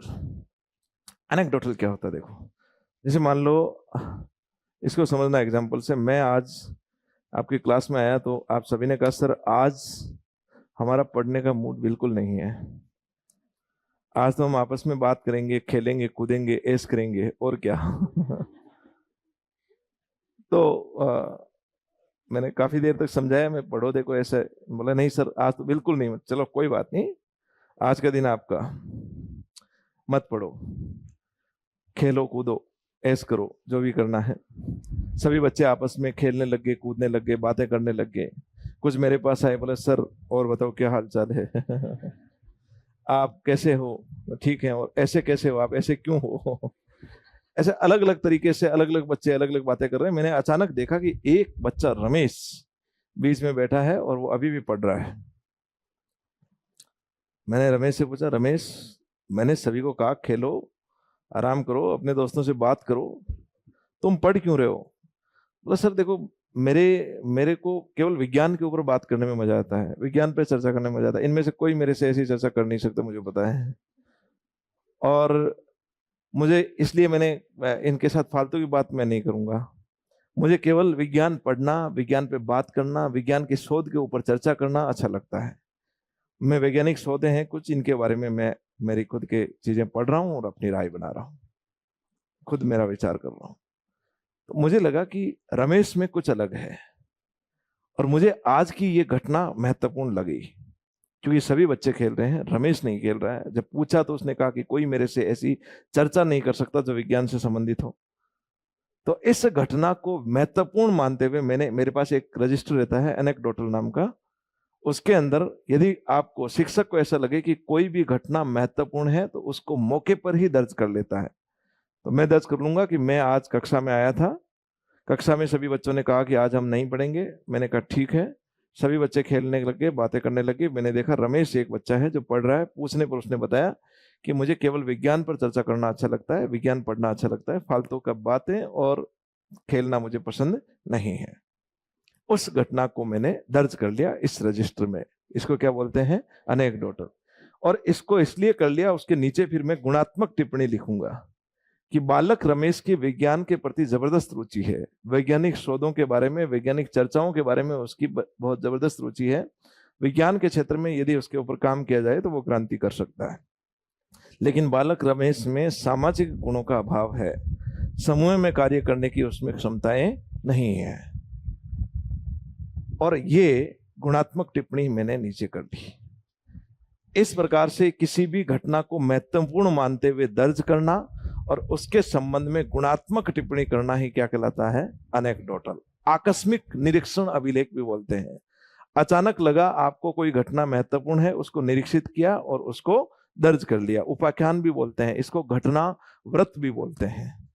ये व्यक्तिगत अभिलेख नहीं है, ये एक सामूहिक अभिलेख है। और इसका मकसद क्या है? इसका मकसद ये है, जैसे मान लो ये घटना महत्वपूर्ण तो थी, मुझे पता चला रमेश की विज्ञान में है कुछ ना कुछ स्पेशलिटी। अब कभी चर्चा हुई, कभी 4 महीने बाद में प्रिंसिपल साहब ने कहा कि विज्ञान एक संगोष्ठी आयोजित होने वाली है जिसमें हमारे यहाँ से ऐसे बालक को भेजना है जिसकी विज्ञान में गजब की रुचि है। और यदि ये घटना नहीं होती तो क्या मुझे पता चलता कि उस बच्चे की गणित विज्ञान में रुचि है? नहीं। और यदि चलो मान लो ये घटना हो गई और मैंने उस समय ध्यान दिया, 4 महीने बाद में उस बात को भूल जाऊंगा, तो ये घटना महत्वपूर्ण थी, इसलिए इसको लिख लेना चाहिए ताकि आगे उसके ऊपर कोई कार्रवाई की जा सके। या फिर उसने जैसे प्रिंसिपल से बात की, देखो ये घटनावर्त है, ये कुछ बच्चों के बारे में जानकारियां हैं, कुछ महत्वपूर्ण है, कुछ अलग है। तो प्रिंसिपल्स ये करेंगे कि देखो इस बच्चे में इतना अच्छा होते हुए भी सामाजिक गुण नहीं है, हमें कोशिश करनी चाहिए इसके अंदर ये सोशल गुण जो है, वो वैल्यूज हैं, वो इसके अंदर डेवलप हो। तो इसके लिए ये एनेक्डोटल काम में लिया जाता है। हालांकि इसके लिए कोई काम में लेता नहीं है, वो अलग बात है। पता ही नहीं होगा कि हमारे स्कूल्स में कि एनेक्डोटल होता भी है क्या। 3 प्रकार के हो गए, कौन कौन से? पोर्टफोलियो, संचित अभिलेख और अनेक्डोटल। पोर्टफोलियो क्या है? व्यक्तिगत। ये भी क्या है? व्यक्तिगत। ये क्या है? सामूहिक। पोर्टफोलियो के अंदर क्या लगाएंगे? नमूना लगाएंगे। इसके अंदर क्या करेंगे? समस्त प्रकार के शैक्षणिक का विवरण। इसके अंदर नमूना नहीं लगाएंगे। और इसके अंदर घटना को महत्वपूर्ण मानते हुए दर्ज करके उसके ऊपर गुणात्मक टिप्पणी करेंगे। क्लियर है सभी के? ओके। ये होने के बाद में आगे क्या है? चलिए पहले ये देखते हैं आपके अवलोकन। अवलोकन, ऑब्जर्वेशन। अवलोकन क्या होता है? देखो, ऑब्जर्वेशन सामान्यतः गतिविधियों का किया जाता है। इसका किया जाता है? गतिविधियों का। और गतिविधियों का अवलोकन हमेशा कैसी परिस्थिति में किया जाएगा? प्राकृतिक परिस्थिति में किया जाएगा। बच्चे के विभिन्न गुणों का ज्ञान प्राप्त करने के लिए, हमें उसका मूल्यांकन करने के लिए। प्राकृतिक में क्यों किया जाएगा? समझो इसको। मान लो मैंने आपको आते ही कह दिया मैं आज इस बात को चेक करूंगा कि आप में से कितने बच्चे ऐसे हैं जो क्लास में पढ़ाते समय नींद लेते हैं। तो सारे के सारे आंखें एकदम खोल के आंखों को बोल दोगे आज तो खुली आंखों से नींद लेना है, बंद होनी नहीं चाहिए। कर लोगे ना? तो क्या आपका अवलोकन सही से हो पाएगा? नहीं। परिस्थितियां यदि आपको पहले से बता दी जाएगी या कृत्रिम बना दी जाएगी तो अवलोकन ठीक से नहीं होगा। अवलोकन के लिए सबसे महत्वपूर्ण और सबसे बड़ी शर्त क्या है? परिस्थितियां कैसी होनी चाहिए? प्राकृतिक। क्लियर? अब ये अवलोकन कैसे किया जाता है? अलग अलग तरीके हैं इसके। एक अवलोकन होता है सहभागी अवलोकन और दूसरा होता है असहभागी अवलोकन। असहभागी का मतलब मैं यहाँ पे आपकी ग्रुप एक्टिविटीज का अवलोकन करना, मुझे ग्रुप में कैसे काम करते हो, आप लोग ग्रुप में काम कर रहे हो और मैं खड़ा खड़ा देख रहा हूं दूर से कि आप लोग कैसे कर रहे हैं, वो कौन सा हुआ? असहभागी। एक आपके 20 बच्चों के ग्रुप में मैंने एक अपना एक ऐसा लड़का ग्रुप के अंदर कर दिया, आप नहीं जानते हैं कि वो सर का है, और उसके बाद में मैं वहां हूं नहीं, वो सारी गतिविधियों को आपको नोट करते हुए अंत में मेरे को आके रिपोर्ट देगा। वो कैसा हुआ? सहभागी। तो अवलोकन कौन सा ज्यादा प्रभावी है, सहभागी या सहभागी? एक्चुअल में नेचुरल कंडीशंस के ये करीब है। आपको पता नहीं रहेगा तो आप में से कुछ बच्चे यहाँ ठीक है यार कर लेंगे काम, छोड़ो, कुछ काम नहीं कर रहे हैं। जब मैं देख रहा हूँ तो सभी काम करने का प्रयास करेंगे, नहीं देख रहा हूं तो नेचुरल कंडीशंस के अंदर आप अपनी गतिविधियां करेंगे, इसलिए सहभागी अवलोकन ज्यादा प्रभावी अवलोकन है। दूसरा आता है, एक होता है नियोजित और एक होता है अनियोजित। नियोजित का मतलब, मैं जब वहां से आया था तो मुझे सुरेंद्र जी ने कहा कि आज आप जाओगे तो आपको सिर्फ 2 ही चीज चेक करनी है कि आपके क्लास में अगली सीट पर 5 की सीट होते हुए भी 6 बच्चे बैठने का प्रयास कौन करते हैं, सीट पीछे होते हुए भी स्टूल लेके बैठने का प्रयास कौन करता है। 2 ही चीजों का अवलोकन करना है। तो ये अवलोकन पहले से क्या है, नियोजित, मुझे पहले से बताया गया, सिर्फ इन 2 बातों का करना है। इससे हम बच्चों के व्यवहार के बारे में जानेंगे। एक आप मेरे को कह दिया कि आप अपनी मर्जी से आप बच्चों के व्यवहार का अवलोकन करके आके मेरे को रिपोर्ट देंगे, तो मैं आके ये देख रहा हूँ कि आप में से कितने बच्चे ऐसे हैं जो आपस में बातचीत ज्यादा करते हैं, कितने बच्चे ऐसे हैं जो अपनी नजरें जो है प्रश्न पूछने समय चुराते हैं। अलग अलग प्रकार के मेरे ऑब्जर्वेशन में मैं मेरे हिसाब से करूंगा, वो कौन सा होगा, अनियोजित। ठीक है, मैं ये जो बता रहा हूं इनके कंसेप्ट्स हैं, आप इनको समझना। आपके सामने एग्जाम में एक बड़ा शानदार सा एक संप्रति आएगा, एक शिक्षिका ऐसे करके प्रश्न पूछेंगे आपसे, तो ये किस प्रकार का अवलोकन है।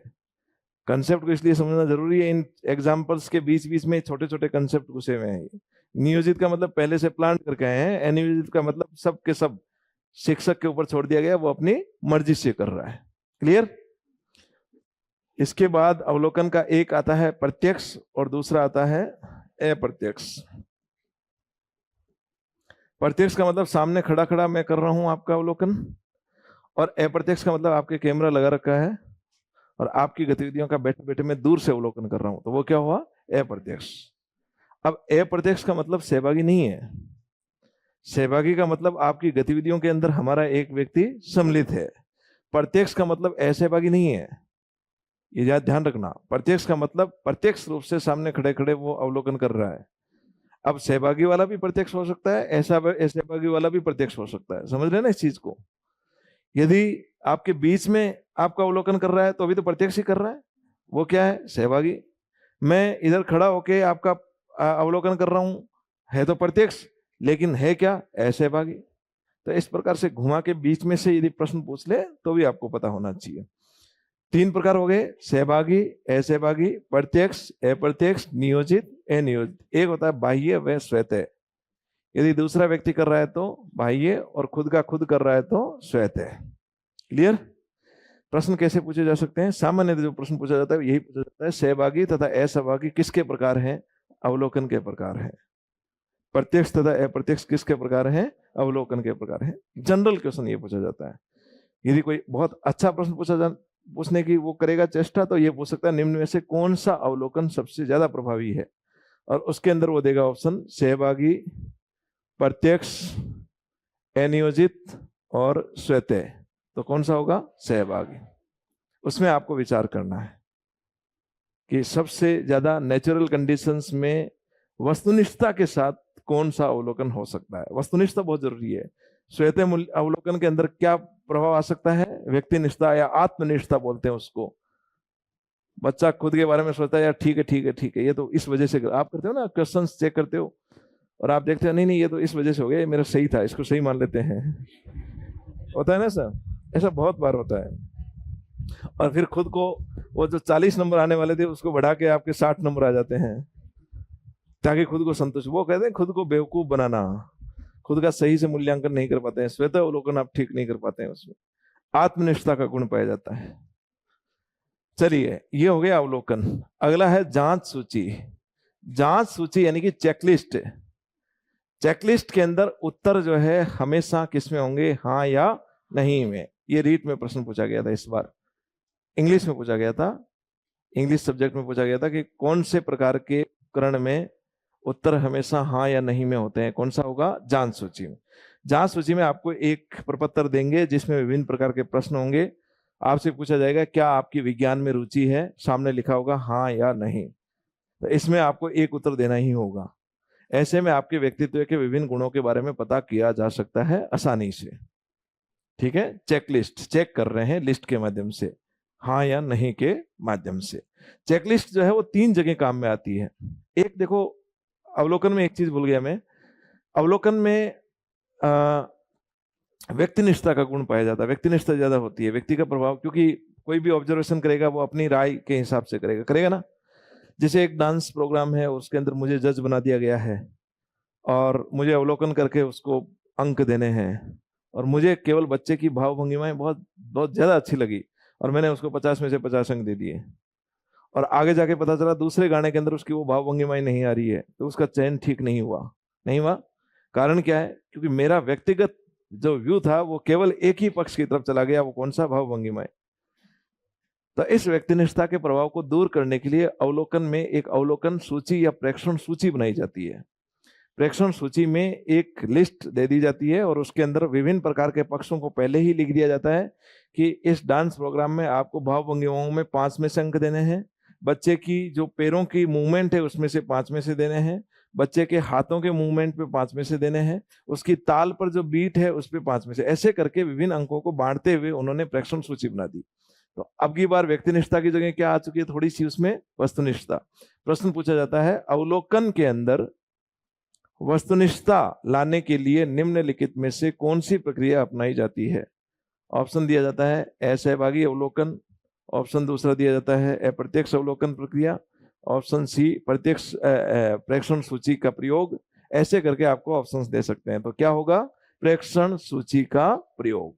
प्रेक्षण सूची का प्रयोग करके अवलोकन के अंदर हम व्यक्तिनिष्ठता को कम करके वस्तुनिष्ठता को ज्यादा कर सकते हैं। क्लियर? यहां जांच सूची का मतलब है हाँ या ना में जवाब देना। 3 जगह पे ये काम में आती है। एक तो प्रश्नों के माध्यम से सूचनाएं प्राप्त करना, जैसे अभी मैंने आपको बताया है, बालक के विभिन्न पक्षों के संदर्भ में मुझे सूचनाएं प्राप्त करनी है। प्रश्नों के माध्यम से हाँ ना में आपको प्रश्न देंगे, आप उसमें टिक करोगे, कलेक्ट करके पता चल जाएगा किसकी रुचि किसमें है, क्या पसंद है क्या नहीं है। दूसरा, प्रेक्षण के लिए इसका प्रयोग किया जाता है, यानी कि अवलोकन में भी हम इस प्रकार की हाँ ना प्रकार की एक लिस्ट दे देंगे। प्रेक्षण सूची इस प्रकार की, जांच सूची प्रकार की भी हो सकती है। और तीसरा है दस्तावेज विश्लेषण में। आपका जब सिलेक्शन होगा तो उसके बाद में जब आप जाएंगे आपको एक एक एक लिस्ट दी जाएगी, एक चेकलिस्ट दी जाएगी, जिसमें आपसे पूछेंगे कि 10वीं की मार्कशीट लगा दी, आप टिक करेंगे हाँ, 12वीं की लगा दी है हाँ, ओबीसी की लगाया है नहीं। ऐसे हाँ या नहीं के अंदर दस्तावेज का विश्लेषण किया जाता है। 3 जगह काम में लिया जाता है। कहाँ कहाँ? प्रश्नों के माध्यम से सूचना प्राप्त करना, प्रेक्षण और दस्तावेज विश्लेषण। उत्तर हमेशा किसमें होंगे? हाँ या नहीं में। क्लियर? जांच सूची के बाद में आता है साक्षात्कार, इंटरव्यू। साक्षात रूप से बच्चे को सामने बिठा के उसके अंतर मन में क्या है उसको जानना। इंटरव्यू है ना, अंदर से उसका व्यू क्या है उसको जानना। तो साक्षात्कार जो है इसमें व्यक्तित्व का परीक्षण भी इसके माध्यम से किया जा सकता है और ज्ञानात्मक भाग का परीक्षण भी किया जा सकता है। मुख्य रूप से यदि हमें इस बात का पता करना है कि वो ज्ञान का प्रेजेंटेशन कैसे करेंगे तब तो ये ज्ञानात्मक में चला जाएगा। अदरवाइज उसके व्यक्तित्व के विभिन्न पक्षों का भी हम पता कर सकते हैं। व्यक्तित्व का एक पक्ष ज्ञानात्मक भी है। साक्षात्कार के अलग अलग प्रकार हैं, उनको पहले समझेंगे, उसके आधार पर सारी चीजें आपको समझ आ जाएगी। एक प्रकार इसमें आता है संरचित। ये प्रश्न पूछा गया है 2nd ग्रेड में। संरचित, अर्ध संरचित और असंरचित किसके प्रकार हैं, यही प्रश्न पूछा गया था 2nd ग्रेड में। ये प्रश्न पूछा गया था। आपके तो टेस्ट हुआ ही नहीं है ना, अब होगा। संरचित, अर्ध संरचित व असंरचित किसके प्रकार हैं? साक्षात्कार के। कैसे हैं देखो, समझाता हूं इसको। कोई बताएगा? कोई मतलब शब्दों से ही कोई बता सकता है तो कोई भी कोशिश करो। आज की क्लास में समय ज्यादा लगने का कारण था इंट्रैक्शन हद से ज्यादा हो गया। होना चाहिए वैसे। बताओ, संरचित का मतलब पहले से निर्धारित है। असंरचित का मतलब साक्षात्कार वाले लेने वाले को बोल दिया अपनी मर्जी से जो आए वो प्रश्न पूछो, यही तो है ना। Very good. और अर्ध संरचित का मतलब दोनों का मिक्स। बस कितना सिंपल है, इतने सोचने की कहाँ जरूरत थी। संरचित, अर्ध संरचित और असंरचित मतलब यह है कि वही बात है। आरपीएससी में जैसे मान लो यदि इंटरव्यू लिया जाए, उनको कहे कि देखो आपको कॉलेज प्रोफेसर के इंटरव्यू लेने सिर्फ 4 ही प्रकार के प्रश्न पूछने हैं। एक बच्चे का सब्जेक्ट के संबंध में ज्ञान, एक बच्चे को बोर्ड पे काम करवाना है, एक बच्चे की हॉबी का पूछ सकते हो ज्यादा से ज्यादा, एक उसके क्षेत्र का। सिर्फ 4 ही प्रकार के प्रश्न पूछने हैं। और वो 4 ही प्रकार के प्रश्न पूछेगा तो कौन सा हो गया वो संरचित।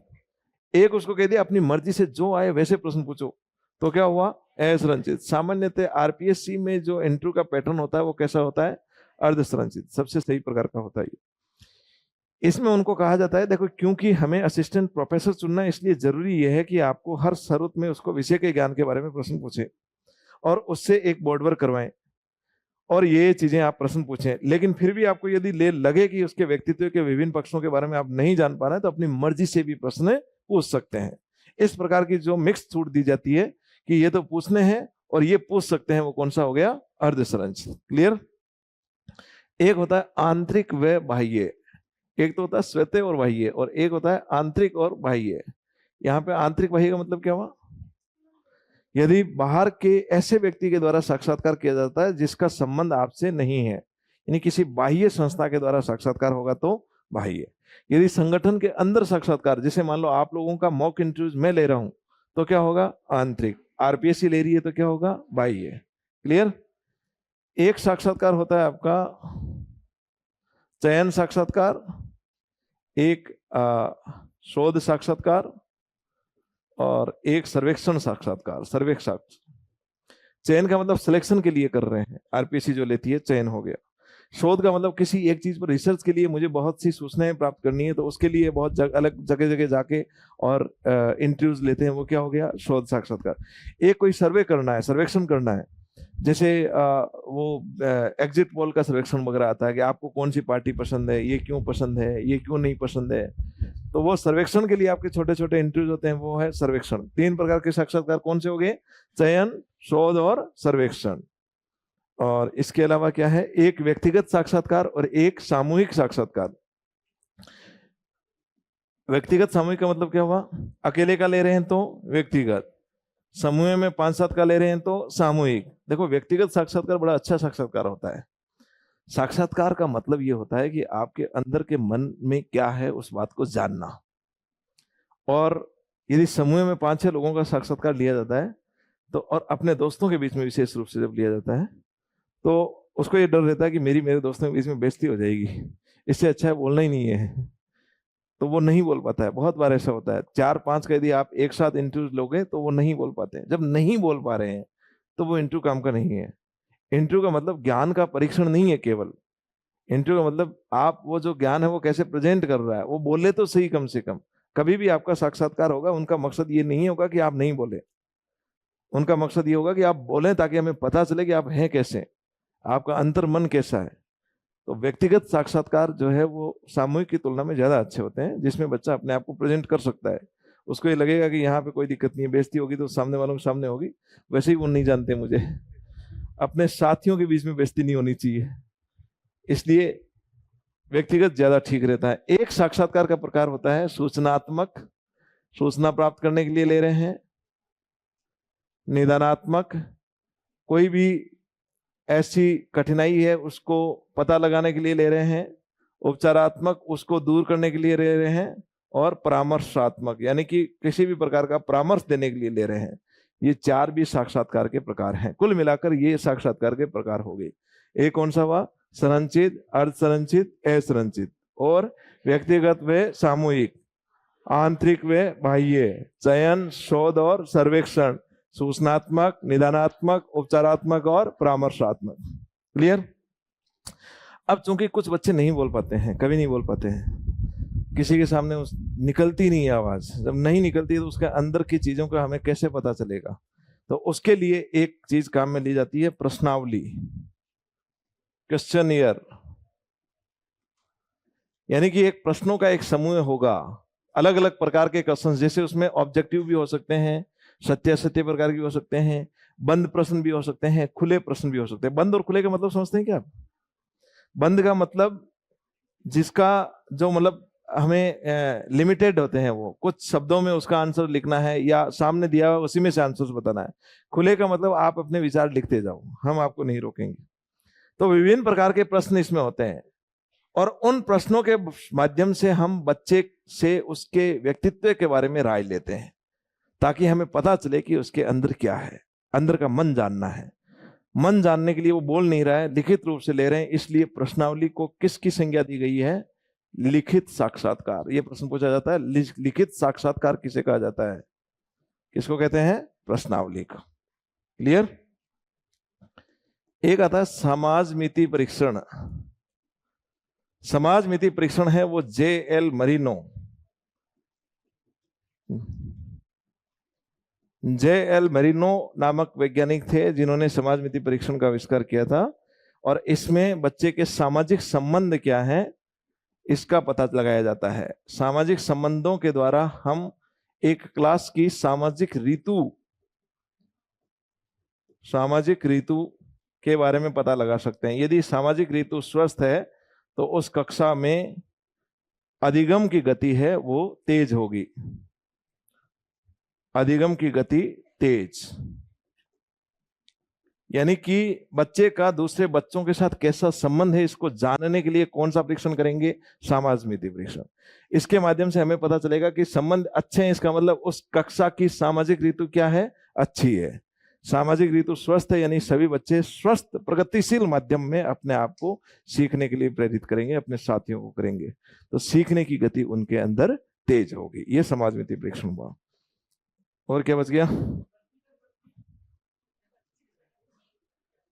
क्या क्या बचा है? पर्ची क्या है? मेरे को भेजी है। आज इसके ऊपर करेंगे चर्चा। हो रही है। हाँ, एक और बच गया था अभी हमारे। एक है दत्त कार्य,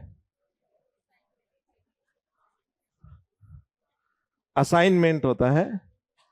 देखो दत्त कार्य में क्या है, बच्चे को दत्त कार्य के साथ समस्या भी है। इसमें वही बात है, यदि यहाँ पे होमवर्क के रूप में इसको लेंगे तो ये कौन से भाग में चला जाएगा? मात्रात्मक में। और सीमा से ज्यादा दत्त कार्य होने की वजह से ये विपरीत रूप से भी प्रभावित कर सकता है। असाइनमेंट का मतलब केवल आपके पाठ्यक्रम से संबंधित असाइनमेंट नहीं होता है, पाठ्यक्रम से परे यानी कि पाठ्योत्तर असाइनमेंट भी दिया जा सकता है। ध्यान रखना, पाठ्यक्रम के साथ साथ पाठ्योत्तर असाइनमेंट भी आपको दिया जा सकता है। एक आता है आपका रेटिंग स्केल। रेटिंग स्केल क्या होगा? एक स्केल होगा, एक स्केल होगा जिसपे आपको निर्धारण करना। इसको निर्धारण मापनी भी बोलते हैं, निर्धारण मापनी, हिंदी में बोलते हैं निर्धारण मापनी। देखिए ध्यान दो, 0 से लेके जैसे अलग अलग है, कोई 0 से लेके 10 तक करता है, कोई 5 अंक की करता है, कोई 7 अंक की निर्धारण मापनी होती है, और आप वहां पे उसको रेट करते हैं कि मेरे दृष्टिकोण से ये इतना है। जैसे अभी IMDb पे रेटिंग देखते हो आप, मूवीज देखने से पहले कांतारा की 9.1 आ रही है, जाओ जाओ सभी देख लो, होता है ना ऐसा। तो वो रेटिंग स्केल होती है जिसके ऊपर आप निश्चित स्केल के ऊपर उसको एक मूल्य निर्धारित करते हो, उसका एक स्थान निर्धारित करते हो। निर्धारण का मतलब एक स्थान निर्धारण किया हमने, यहाँ पे इसको 9 स्टार देंगे। तरण आदर्श जो है वो 5 में से देता है। अलग अलग प्रकार की निर्धारण मापनियां होती है। गिलफोर्ड महोदय ने 5 प्रकार की निर्धारण मापनियां बताई थी। एक आंकिक निर्धारण मापनी बताई थी उन्होंने, एक ग्राफीय बताई थी, एक बाध्य चयन बताई थी, एक संचयी प्रकार की निर्धारण मापनी, संचयी निर्धारण मापनी उन्होंने बताई थी। 5 प्रकार की निर्धारण मापनियां गिलफोर्ड महोदय ने बताई थी। ठीक है,